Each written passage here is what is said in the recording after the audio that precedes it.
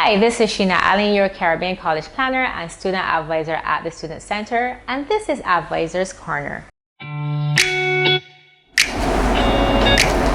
Hi, I'm Sheena Allen, your Caribbean College Planner. Have really strong grades, but they don't have the higher level math requirement. And I've actually visited this lovely campus. In this segment, I want to talk specifically to those persons who are looking at studying abroad and providing you with a few tips as you try to navigate which countries, particularly which countries you want to consider.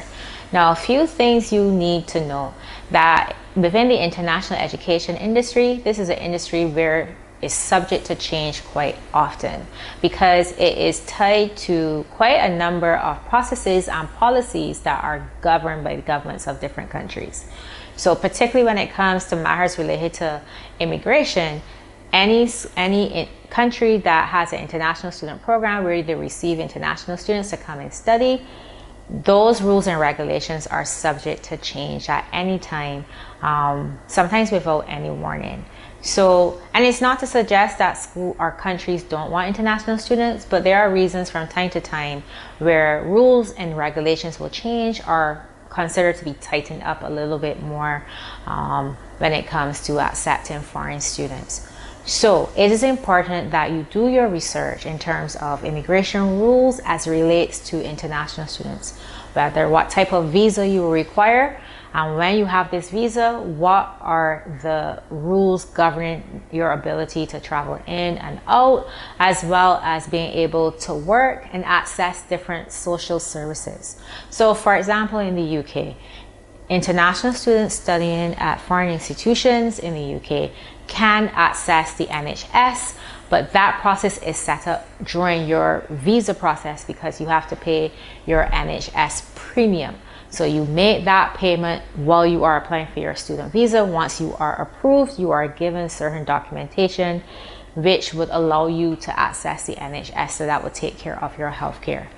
It is not necessarily the same setup in other countries such as the US or Canada. So it is important for you to know what are the rules and regulations governing me as an international student when I'm on a visa in a particular country. Another thing too is that there is a difference between a visa and a permit. Visa is for entry into a country. Now, in the US, you might have a tourist visa, and then you get a separate visa when it comes to studying, because you might be a country that's not visa waivered, so you will still keep your tourist visa, but then you will get a separate visa when you are going to study. All right, so that will cover you to enter the country, because that's what a visa does. It gives you the right to enter a country. Now, a permit is different. You may come from a country that does not require a visa for entry, but then you might want to stay longer than the allocated time under a visitor's entry. So therefore, you get a permit which allows you to stay beyond a certain period of time. And for example, the standard period of time may be 6 months. So to stay longer than 6 months, you then get a permit which allows you to study in this country. I know the terms is a little bit tedious, but there are differences, distinct differences between them. So first, see your country based on your citizenship, see whether you will require a visa or whether you are visa waivered. So therefore, you might just be going for a study permit. Most cases for most countries, it will be a study visa, but Canada is one of those few examples where it is a permit, and then you also have to apply for a visa. So there are differences.